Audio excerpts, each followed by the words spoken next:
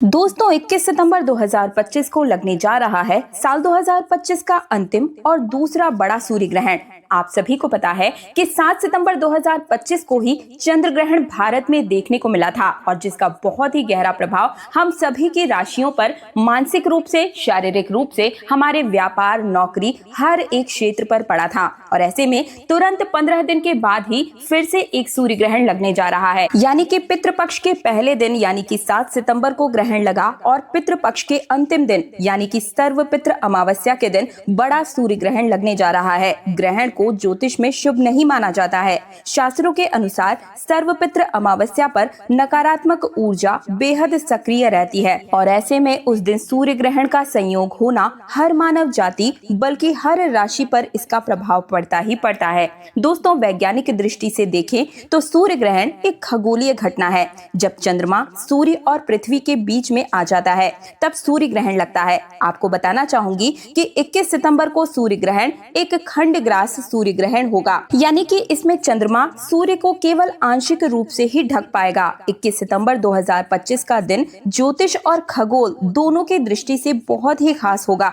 इस दौरान न्याय प्रदाता और कर्म फलदाता यानी कि शनि भी कन्या राशि में वक्रीय होंगे, जिससे राशियों पर भी बड़ा असर देखने को मिलेगा। ये सूर्य ग्रहण कन्या राशि और उत्तरा फागुनी नक्षत्र में घटित होगा, इसलिए कन्या राशि और उत्तरा फागुनी नक्षत्र के जातक इस सूर्य ग्रहण से बिल्कुल प्रभावित होंगे। उनके लिए ये सूर्य ग्रहण काफी कष्टदायी रहने वाला है, इसलिए आप सभी को सूर्य ग्रहण के समय विशेष सावधानी रखनी चाहिए और सूर्य ग्रहण के समय ज्यादा से ज्यादा सूर्य के मंत्रों का जाप करना चाहिए। इससे आपको लाभ मिलेगा। और बात करें ये सूर्य ग्रहण के समय की, तो दोस्तों भारतीय समय के अनुसार बात करूं तो ये सूर्य ग्रहण की शुरुआत 21 सितंबर को रात 10:59 पर हो जाएगी और सूर्य ग्रहण की समाप्ति देर रात 3:23 पर होगी। ये सूर्य ग्रहण लगभग 4 घंटे 24 मिनट तक चलेगा। और चलिए अब मैं आप सभी को बताती हूँ कि ये सूर्य ग्रहण कहाँ पर दिखाई देगा। तो देखिए, न्यूजीलैंड, फिजी, ऑस्ट्रेलिया,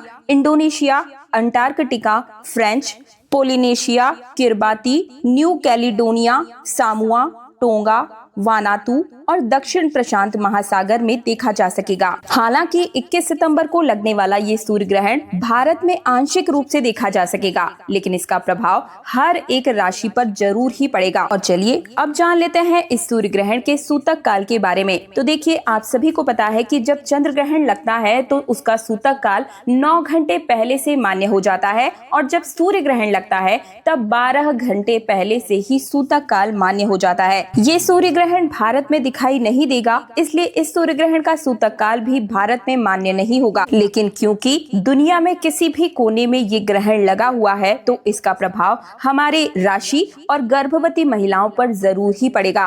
खासकर गर्भवती महिलाओं को ग्रहण के समय खास सावधानी बरतनी ही होगी। हालांकि ये सूर्य ग्रहण भारत में दिखाई नहीं देगा, लेकिन जब भी ग्रहण जैसी घटना होती है तो उसका प्रभाव हर एक राशि, हर एक जीव जंतु, हर मानव जाति पर पड़ता ही पड़ता है। ज्योतिष के अनुसार सूर्य ग्रहण को अशुभ घटना माना जाता है, क्योंकि सूर्य ग्रहण के दौरान सूर्य पीड़ित अवस्था में होते हैं और अशुभ फल देते हैं। ग्रहण के दौरान किसी भी शुभ काम को करने की मनाही होती है।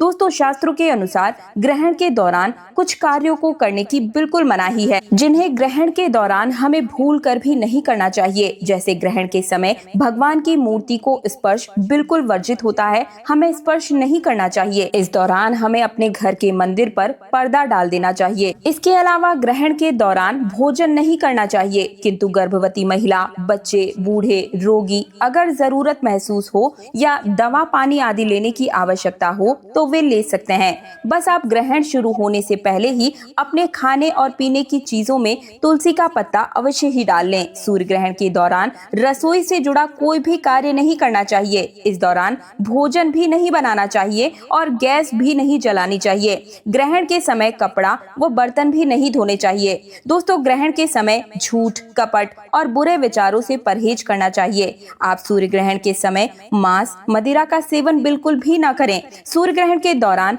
काम, वासना से भी हमें दूर रहना चाहिए। इसके अलावा सूर्य ग्रहण होने पर कभी भी सुई से जुड़ा हुआ काम नहीं करना चाहिए। इससे ग्रहण का बुरा प्रभाव हमारे जीवन पर पड़ सकता है। गर्भवती महिलाएं ग्रहण के दौरान किसी भी तरह की सब्जी वगैरह न काटे, ना तो काटे, ना सिले, ना बुने, कोई भी कार्य इस दौरान हमें नहीं करना चाहिए। ग्रहण के दौरान सिलना, बुनना, सिर में तेल लगाना, बाल बनाना, नाखून काटना, ब्रश करना आदि जैसे कार्यों को करना बिल्कुल ही वर्जित है, मनाही है। और इस ग्रहण के दौरान भूल कर भी यात्रा नहीं करनी चाहिए। इस समय हमें पेड़, पौधे, फूल, लकड़ी या पत्ते भी नहीं तोड़ने चाहिए और सूर्य ग्रहण के समय कोई भी शुभ या फिर नया कार्य नहीं करना चाहिए। ग्रहण के दौरान सोने की भूल भी न करें, ऐसा करना उचित नहीं है।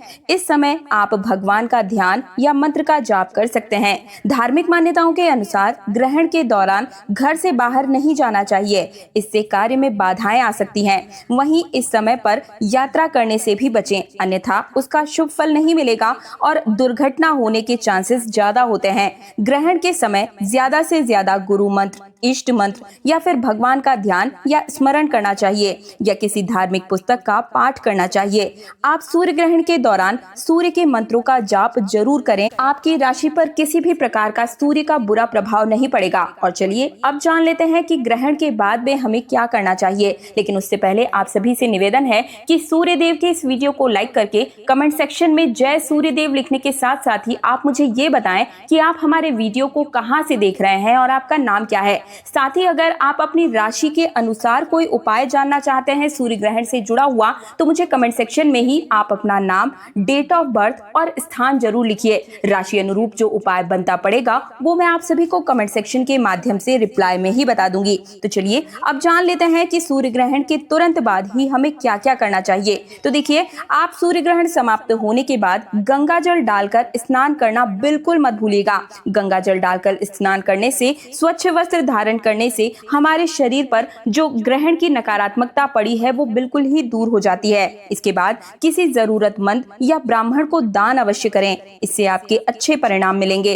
दोस्तों, 21 सितंबर को सूर्य ग्रहण बहुत सी राशियों के ऊपर शुभ फल भी देगा और कुछ राशियों पर इसका बुरा प्रभाव भी देखने को मिलेगा। कुछ राशियां बिल्कुल ही मालामाल होगी, संकेत साफ रूप से देखे जा सकते हैं। पहली राशि जिसके ऊपर इसका गहरा प्रभाव पड़ेगा वो है मेष राशि। मेष राशि के जातकों के लिए ज्योतिष के अनुसार ये साल का दूसरा सूर्य ग्रहण मेष राशि वालों के लिए बहुत खास हो सकता है। इनके कैरियर और नौकरी में अच्छे परिणाम की मिलने की उम्मीदें हैं। आर्थिक स्थिति पहले से बिल्कुल बेहतर होगी। अविवाहित जातकों की विवाह के संबंध में बातचीत हो सकती है। शिक्षा के क्षेत्र में भी अच्छी सफलता देखने को मिलेगी। मेष राशि के जातकों का भाग्य अब पूरा साथ इनको मिलने वाला है। साथ ही भाई बहन का संयोग भी बनेगा, यानी कि मेष राशि के जितने भी भाई और बहन हैं उनमें सहयोग यानी कि एक दूसरे के लिए हेल्प की भावना जगेगी। और आप खुद नोटिस करके देखिएगा कि अगर आपका जो व्यापार अगर पहले ठप पड़ चुका था तो अब अपने आप ही चलता हुआ आपको नजर आएगा।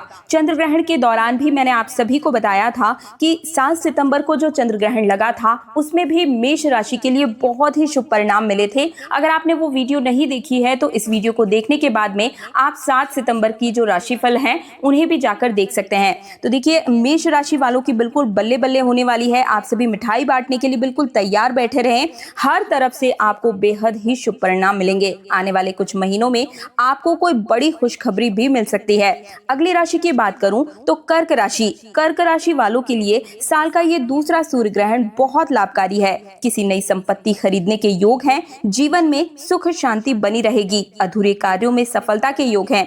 पहले अगर किसी निवेश को किया हुआ था तो उसमें आपको लाभ मिलने के योग हैं। अगर आपने किसी को उधार दिया हुआ था और वो वापस नहीं लौटा रहा था तो इस ग्रहण काल के बाद में वो खुद आपको अपना जो पैसा है वो लौटा कर जाएगा। नौकरी की तलाश जो व्यक्ति कर रहे थे उनका इंतजार अब खत्म हो सकता है। इसके अलावा जो लोग नौकरी करते हैं उन्हें नौकरी में पदोन्नति यानी कि प्रमोशन मिल सकता है। साथ ही साथ वेतन वृद्धि के भी पूरे योग हैं। साथ ही साथ जो लोग निवेश में यानी कि विदेश में नौकरी का सपना देख रहे थे या कहीं पर उन्होंने अपना पैसा निवेश किया हुआ है तो वहां पर भी उनको गुड न्यूज ही मिलेगी। उनका पूरा सपना जो उनके संयोग है सपनों को पूरे करने में इस ग्रहण के बाद से लगने वाले हैं। साथ ही साथ जो लोग व्यापार करते हैं उन्हें व्यापार में अधिक मुनाफा होगा। धन लाभ के अब अनेकों अवसर आपको मिलने वाले हैं। साथ ही साथ जो लोग संतान प्राप्ति की इच्छा रखते थे उन्हें संतान की प्राप्ति अब होगी। साथ ही साथ में उनके घर परिवार में खुशियों का माहौल रहेगा।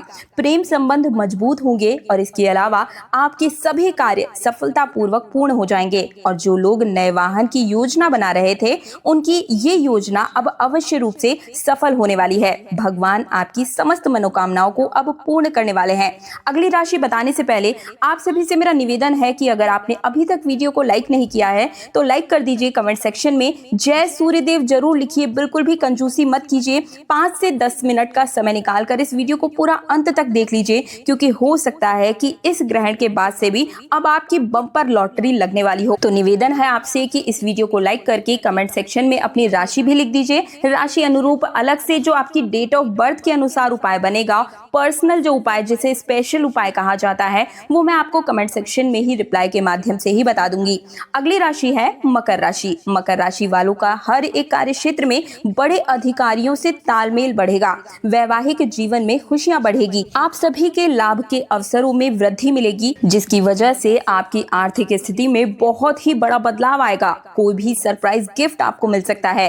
कैरियर में लाभ होगा और आपके बिगड़े काम अब बनने शुरू हो जाएंगे। इसके अलावा अब आपको अपने जीवन में नए अवसर भी मिलने वाले हैं, जिससे आपके जीवन में अच्छा खासा बदलाव होगा। जी हाँ दोस्तों, इस सूर्य ग्रहण के बाद से भगवान भोलेनाथ की सबसे पहली कृपा आपके ऊपर ही पड़ने वाली है। इसके साथ ही आपको काफी ज्यादा धन लाभ भी होगा, जब एक तरफ परिवार में खुशी का माहौल बनेगा और वहीं दूसरी तरफ आपके व्यापार में भी वृद्धि होगी।